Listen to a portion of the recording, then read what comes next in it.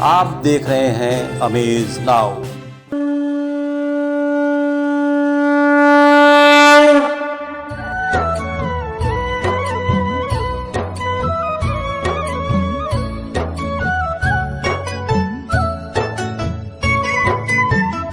भारतीय संस्कृति में धर्म और आध्यात्म की प्रधानता है। भारतीय समाज में 30 त्योहारों की भी प्रधानता रही है। पूरे देश ही नहीं, विश्व में इन दिनों नवरात्र की धूम है। लोग बाग मां भगवती की आराधना में जुटे हैं। भारत के विभिन्न स्थानों पर यदाकदा जमीन से शिवलिंग के निकलने की काफी कथाएं प्रचलित रही हैं। ठीक उसी तरह गोरखपुर में भी एक ऐसा स्थान है जहां मां भगवती जमीन से प्रस्फुटित हुई हैं और उसका अभी भी जीता जागता सबूत है गोलघर काली मंदिर का एक विशिष्ट इतिहास है। यहाँ मां काली की पिंडी है जो तकरीबन 100 साल पहले जमीन से प्रस्फुटित हुई थी। बहुत पुराना नीम का पेड़ था और ठीक उसी के बगल में मां प्रकट हुई। यह दृश्य देख लोगों का चौंकना स्वाभाविक था। लोग इकट्ठे हुए, भजन कीर्तन, धूप दीप आरती शुरू हुई। धीरे धीरे यह स्थान मंदिर के रूप में परिवर्तित हुआ। आज भी इसे गोलघर काली मंदिर के रूप में जाना जाता है।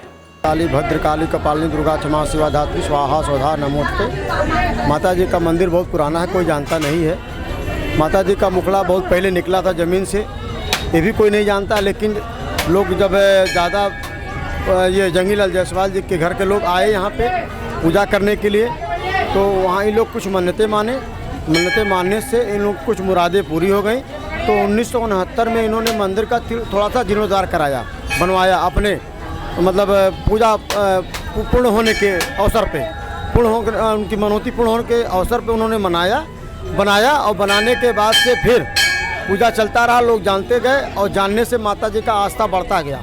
बस आस्था बढ़ता गया। यहाँ पे एक नीम का पेड़ हुआ करता था पहले। वो नीम का पेड़ 1995 में शाम को 4 बजे गिरा। कोई भी व्यक्ति यहाँ हताहत नहीं हुआ। 11,000 का वोल्टेज लाइन जा रहा था, उसी पे गिरा, लेकिन किसी को कोई दुर्घटना या घटना नहीं घटा यहाँ पे। और तब से और माँ का मान्यता बढ़ गया। 1972 में माता जी का मंदिर भव्य रूप से बनाया गया था। ठीक है, 1972 माता जी का मंदिर बहुत भव्य रूप से बनाया गया था। उसके बाद से ये मंदिर तब से मतलब माता जी का आस्था का केंद्र बन गया है। और 2020 में भी मैंने इस काम को अब से फिर से पूरा कराया है। लाला राम अवतार शाह इलाके के एक मानिंद व्यापारी थे। उन्होंने आगे बढ़कर मंदिर का निर्माण कार्य शुरू कराया। उसी समय मंदिर की देखभाल का जिम्मा फेकू माली को दिया गया, जो नित्य सुबह और शाम मंदिर की सेवा भाव में लगे रहे। समय की रफ्तार के बीच ही लाला रामअवतार शाह की मृत्यु हुई और मंदिर की देखभाल का जिम्मा उनके सुपुत्र जंगीलाल जायसवाल के हाथों में आया। हालांकि इस दौरान माली परिवार की जिम्मेदारियां मंदिर के प्रति भी बढ़ती गईं। 1959 में मंदिर का एक बार फिर कायाकल्प हुआ। 1972 में जंगीलाल को मां काली ने स्वप्न में दर्शन दिया, जिससे अभिभूत हो जंगीलाल ने मां काली के मूर्ति की स्थापना का प्रण किया। बताया जाता है कि रेलकर्मी जगन्नाथ, जो एक मूर्तिकार भी थे, उन्होंने मां काली के स्वरूप की रचना शुरू की। बताया जाता है कि मूर्ति निर्माण के दौरान कई बाधाएं भी आईं, लेकिन मूर्ति एक दिन बनकर तैयार हो ही गई। आपको बता दें कि मूर्ति बाहर से नहीं आई, गोरखपुर में ही यह मूर्ति बनाई गई। इस मूर्ति में सीमेंट, सरिया, बालू का ही इस्तेमाल हुआ। जो लोग भी सुनते हैं या देखते हैं उन्हें बड़ा ताज्जुब होता है, लेकिन यह बात 16 आने सच है। यह मूर्ति वही है जिसे मूर्तिकार जगन्नाथ ने बनाई थी। पूरे विधि विधान से मां काली की मूर्ति का स्थापन हुआ। कालांतर में फेकू माली भी इस दुनिया से कूच कर गए। मंदिर की देखभाल की जिम्मेदारी अब उनके पुत्र ठाकुर प्रसाद रामाधारे और विंध्याचल माली को जंगीलाल ने सौंप दिया। सन 2000 में जंगीलाल भी स्वर्गवासी हुए। उसके बाद मंदिर की देखभाल मंदिर कमेटी ने प्रबंधक और अध्यक्ष के रूप में नगर निगम के पूर्व पार्षद और पूर्व उप सभापति सुरेंद्र जायसवाल को मनोनीत किया। गोलघर काली मंदिर की स्थापना 1924 में हमारे पूर्वज और हमारे दादाजी इन्हें जब वहाँ पर जो है माता जी की पिंड एक ज़मीन से निकली तो उन्होंने एक छोटा से मंदिर का रूप दिया। जिन लाला राम अवतार शाह जो गोल घर के आपके प्रधान भी कह लीजिए या आपके वहाँ के जमींदार कह लीजिए थे, उनके द्वारा मंदिर पटेल चौक पे मंदिर बनाया गया। उसके बाद जो है 1972 में उनके पुत्र स्वर्गीय जंगी लाल जायसवाल जी ने को माता जी ने एक स्वप्न में आई और बोली कि हमारी मंदिर को जो है तुम और भव्य रूप दो। जो मंदिर का 1972 में भव्य रूप में स्वर्गीय जंगी लाल जी ने दिया। और उस मंदिर की खूबी यह है, माता जी की मूर्ति स्वयं वहाँ बनाई गई है सीमेंट बालू और छड़ से। वहाँ पर लगातार 2 महीने तक माता जी की मूर्ति बनती थी, बिगड़ती थी, बनती थी, बिगड़ती थी। अंत में लोगों ने पूजा किया, माता जी से प्रार्थना किया, हे माँ तू अपने रूप में, असली रूप में आ जा और ताकि जो है हम लोग आपकी मंदिर का जो है स्वरूप दे सके। उसके बाद माता ने उस चीज़ को, मन्नतों को माना और स्वर्गीय जंगी लाल जी के द्वारा उस मंदिर की स्थापना किया गया, जिसका भव्य रूप दिया गया। जैसे जैसे आबादी बढ़ती गई, सड़क की चौड़ाई भी कम होती गई, मंदिर सकरा होता गया। मंदिर में श्रद्धालुओं की सुविधा को ध्यान में रखते हुए पुराने नीम के पेड़ के अवशेष को हटाया गया और अब वहां पहचान के लिए छोटा गुंबद स्थापित है। दूर से ही देखा जा सकता है, जहां इस समय छोटा गुंबद है वहीं नीम का पेड़ था। मौजूदा समय में मंदिर की देखभाल की जिम्मेदारी माली परिवार की ही है। यहाँ कोई अलग से ब्राह्मण या पुजारी नहीं होता। फेंकू माली के ही वंशज कृष्ण गोपाल, श्रवण, अशोक और संदीप मंदिर की देखभाल की जिम्मेदारी बड़ी ही सहजता से निभाते आ रहे हैं। मौजूदा समय में मंदिर का जो स्वरूप आपको दिख रहा है वह बड़ा ही भव्य, मनोरम और आकर्षक है।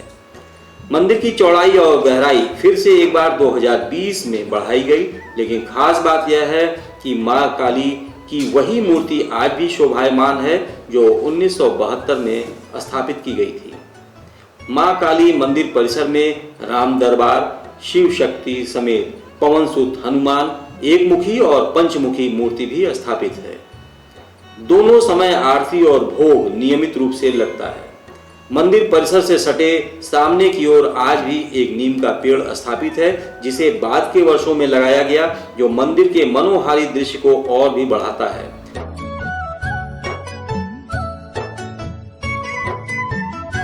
अब बात करते हैं मंदिर की आस्था और इसकी प्रसिद्धि की।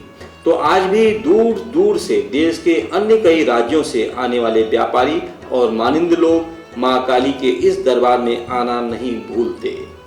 मत्था टेकते हैं और अपनी मन्नतें भी मानते हैं। जिनकी मन्नत पूरी हो जाती है उन्हें दोबारा फिर इस दरबार में आना होता है। नवरात्रि काल में मंदिर की भीड़ देखने लायक होती है। सुबह से शाम तक श्रद्धालुओं का तांता लगा रहता है। इन 9 दिनों में श्रद्धालु दर्शन अवश्य करते हैं। दूध से बने पेड़े से यहाँ भोग चढ़ता है और प्रसाद भी इसी का चढ़ाया जाता है। काफ़ी देर से लाइन में लगे हैं और ये गोरखपुर का एक शक्तिपीठ भी कहलाता है। नवरातन में हर साल इससे बड़ी संख्या में लोग उपस्थित होते हैं, यहाँ पे माता के दर्शन करते हैं। और जैसा कि कहना है लोगों का कि यहाँ मन्नतें भी पूरी होती हैं, तो इसी आज से सभी भक्त यहाँ पे आते हैं दर्शन करने की। चाहे कितना देर भी लगे, दर्शन करके ही लोग जाते हैं यहाँ से। आधा पौन घंटा लगा दर्शन, आधा पौन घंटा लग गया आप लोगों को।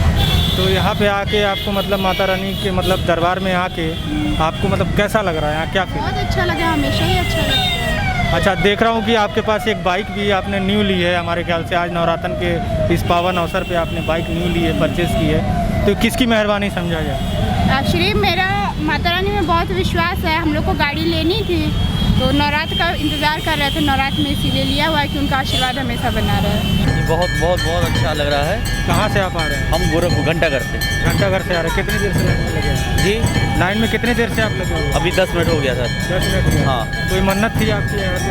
नहीं आते हैं, हम हर साल नवरात्र में आते हैं। हर साल नवरात्र में आते हैं। जी, जी। कैसा लगता है आपको? बहुत अच्छा लगता है। यहाँ का मंदिर, यहाँ माता जी का? हाँ, ये बहुत कुछ तो नहीं, आज की नहीं मंदिर, ये परंपरा मंदिर है ये। बसंतपुर से आ रहे हैं, दर्शन करने माता जी का है। कितने देर से लाइन में खड़ी हैं? अभी मैं तो तुरंत आ रही हूँ। अच्छा, तुरंत आप आ रही हैं। तो क्या यहाँ पे आपकी कोई मन्नत थी?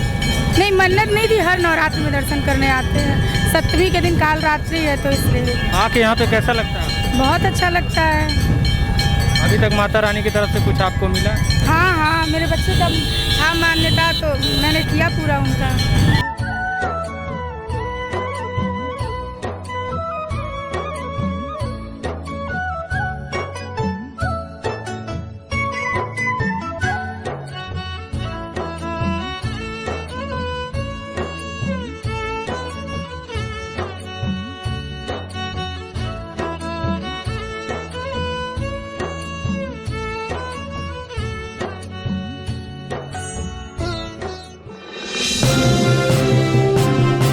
आप देख रहे हैं अमेज नाउ।